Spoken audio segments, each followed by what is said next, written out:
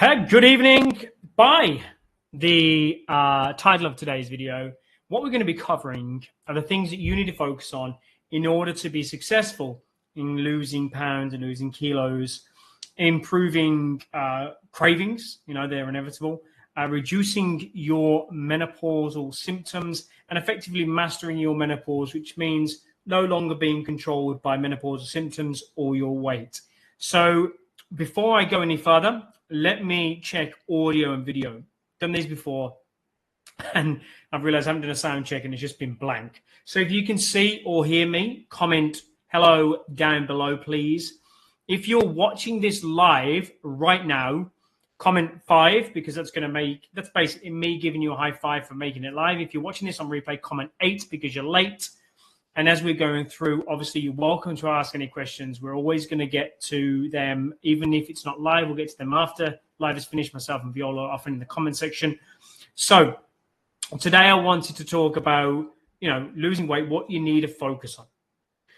When it comes to losing weight and reducing your menopausal symptoms, most people think that they need to focus all of their attention on nutrition, diet, sometimes exercise. Of course, your nutrition and diet is what is going to get you your results.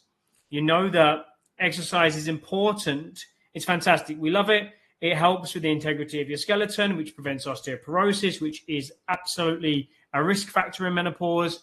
So you should all be doing some form of exercise, some sort of movement, whether that be skipping, swimming, open water swimming. Some of our members do walking solely. It doesn't matter. Just get your body moving. If you're unable to exercise for whatever reason, you're still going to get 90% of your results from your nutrition. So your primary focus has to be nutrition. And some of you watching this or watching our previous videos have heard us say over and over again, your menopausal symptoms and your increased weight gain is generally a symptom of your lifestyle, your habits, and your beliefs. Now, I want to say that again because it's quite a contentious topic.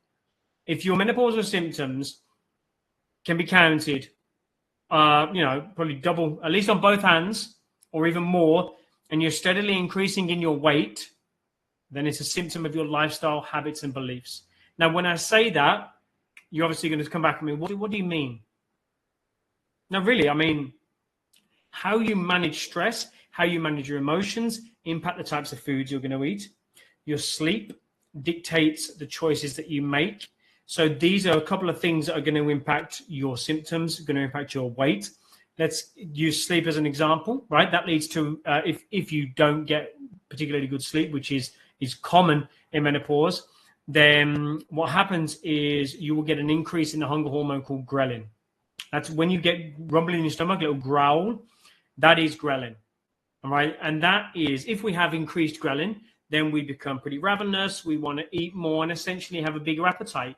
So obviously there is a higher propensity to search for more food, and we are more likely to eat those bigger meals and sometimes snack at inconsistent times if we get in this kind of peaks and troughs of these random cravings. Your mood is also impaired if you get poor sleep. And it's also, your mood is linked to the types of food you have as well. You're less likely to do, if your mood is low, of course, you're less likely to do the things that you would otherwise need to do to get you to where you want to be. Because what happens is when you don't sleep well, this neurofrontal cortex at the front of your brain, that's the part that is responsible. That's what makes us human, really. It's language, it's dreams, it's goals, it's vision, it's future you thinking. That is deactivated or inhibited, we prefer to use the word. And this is a situation that creates basically just you focusing on the now. And if you focus on the now, then you're going to be eating food that is satisfying the present you, and not the future you. The future you is the weight you want to be, the person that you want to become. Fitting into that size 10, fitting into that size 8, fitting into that red dress or whatever it is. That is the future you, right? Now, a lot of the women that we have coached and we speak to on a daily basis inside this group, they struggle with limiting beliefs. And that's the thing. Because if you fail consistently, maybe yo-yo dieted your whole life, then why, if you've failed, like, or a bit of success, lose a bit of weight, put the weight back on.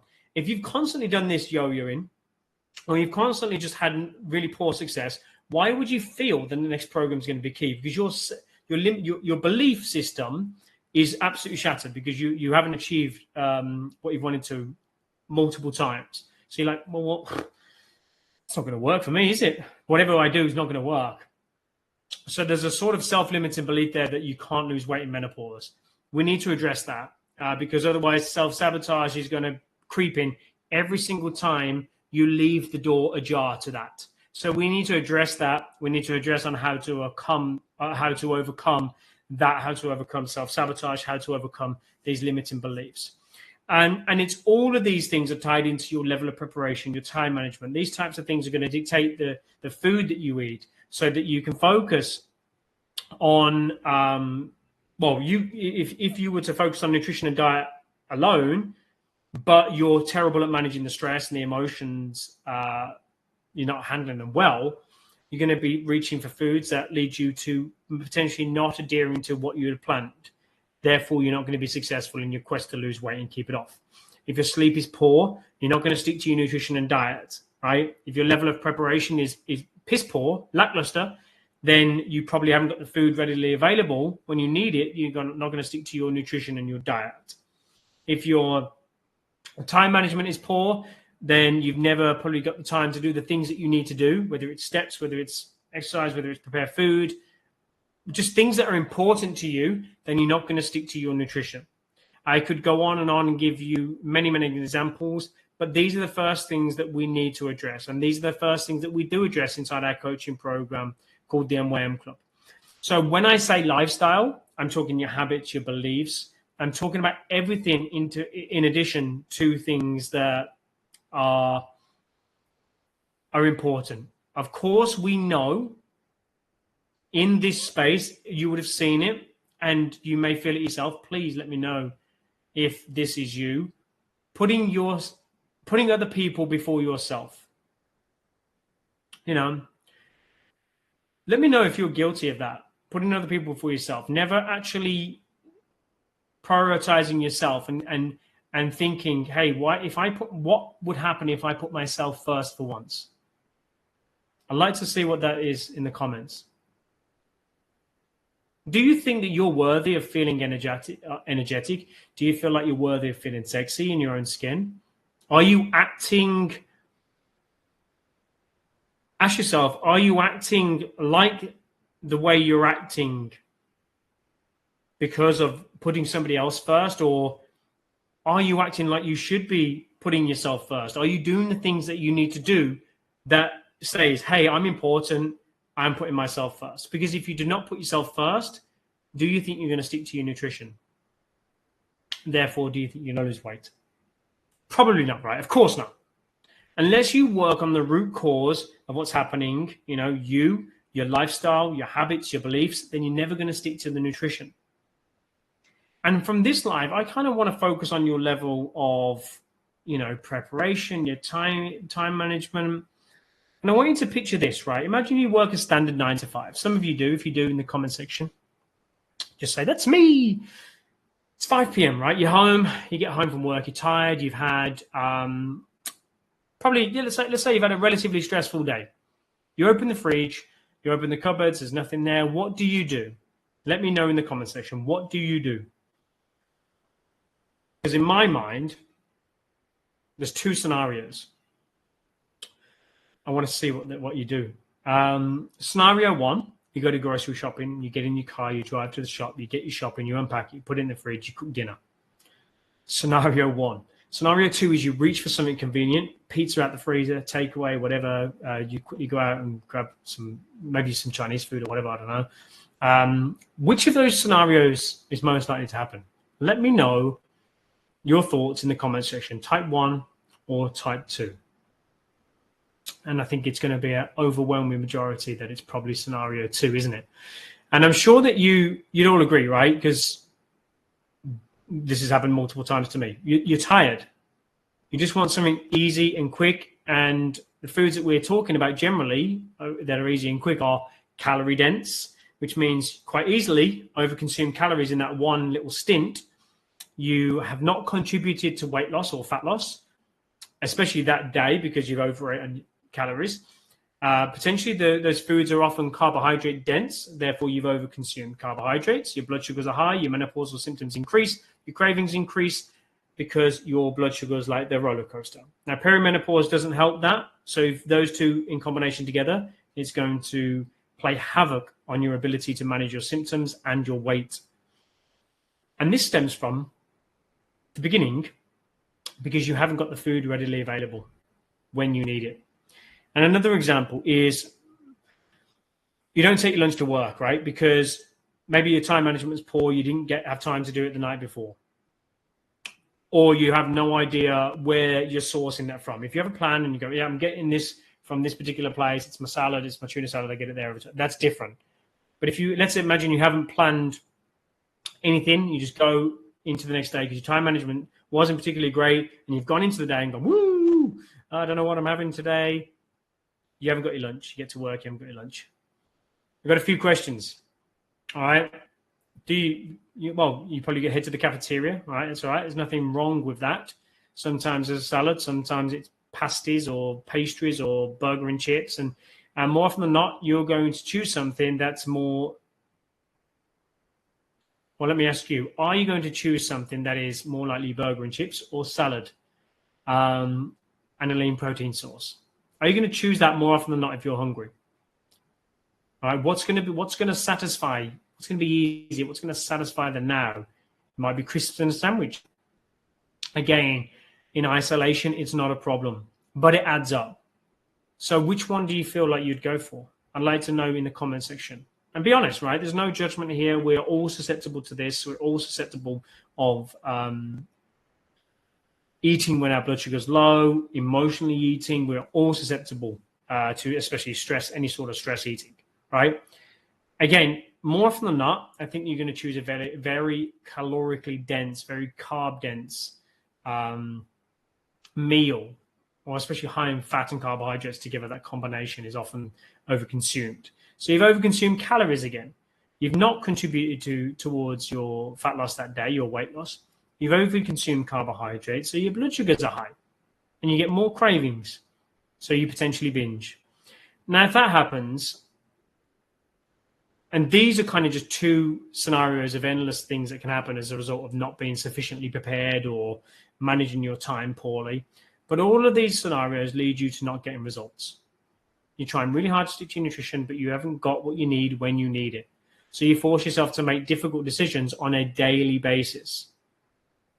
So if you had to every single day go to the cafeteria, you're gonna make a good choice every now and then. But you're only human. You're going to make slightly poorer choices too. And probably the aggregate would be towards slightly poorer choices.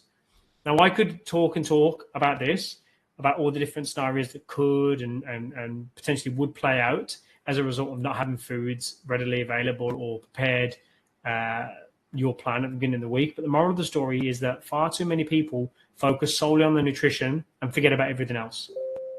The things that I've been talking about, lifestyle, habits, beliefs, are a reason as to why you've gained weight and found it tough in menopause. So unless you tackle these things, the weight gain, the debilitating menopausal symptoms are going to continue. Now, I'm telling you so that you can be aware and you can empower yourself off of the back of this. Many of the women have done this inside the MYM Club, and we're going to ask a few to share their experiences of working with us inside the MYM Club in the comments. So if you are watching and you're inside the MYM Club going through it or have been through it, please comment below. Let us know your thoughts on what we're talking about. I think that you being aware is step one, because now you can start to focus on what you can control. And seeing the results of the ladies inside the MYM Club, you know, okay, it works, right? So I know I can do this. I'm not saying you're obligated to join us, but I'm proving to you that this can happen in menopause. You can take complete control. That we work with this every single day in, day out. We work very closely with the ladies that we coach, and a lot of the ladies most of the time do not know, or do not even realize, let's say, that we're fine-tuning the areas of their life like this. They don't even realize what's going on sometimes, but it's going on. And these are the areas that we keep track of all the time so that you don't have to. And I know it sounds stupendously overwhelming to start with, but on your own, it might be. And that's where a coach is helpful. They break down those big steps into really small, manageable steps. You start to develop your self-belief back. And the main reason why the ladies that we coach are so successful is because myself and Viola aren't just here to coach how to eat and all their favorite, normal foods and still lose weight and reduce symptoms. That's an aspect. But if you were to ask our ladies inside are you on a diet? Are you doing a diet now? They say, no, I'm just eating my favorite foods. I have a specific system and an approach to follow, which is part of the sort of overall equation, but I'm not on a diet. And it all pulls back to your lifestyle habits, your beliefs again, how you manage stress, how you manage your emotion as well as your nutrition. And I'm keen to find out how you're going. What about you? What about you watching this? What are you thinking you need to improve on after hearing this? We need to address all this. We need to make sure that your relationship with your food is good. You're not labeling foods as as bad or good, like black and white. Yeah, this food's bad for me. This food is bad in menopause. We need to address your relationship with the scales. What does 13 stone mean to you? What does 15 stone mean to you? Does it mean that do you feel less worthy at that particular weight? These are things that we need to address. Now, as is often the case, I could go on and talk about all these different kind of beliefs that we hold that are affecting our decision making, our action, making all of these habits and these little lifestyle things that we have going on either impact our weight negatively or positively. And in turn, that is how menopause can control your life unless you decide to take back control. And I really hope that you found this helpful, because we have a lot of trainings inside our support group. If you haven't seen them, just reach out and say, hey, I'm really struggling with this. I'm sure we have a training on it. And if we haven't, we'll do one. And if you found this helpful, comment helpful down below, because I hope it's enabled you to kind of have some clarity on exactly what you need to focus on to lose weight in menopause. If you've got any questions, concerns, or anything about what we've spoken about, please comment those down below and we'll get back to you as soon as possible. From myself and Viola, we will speak to you very soon. And thank you ever so much for tuning in. It's been a pleasure.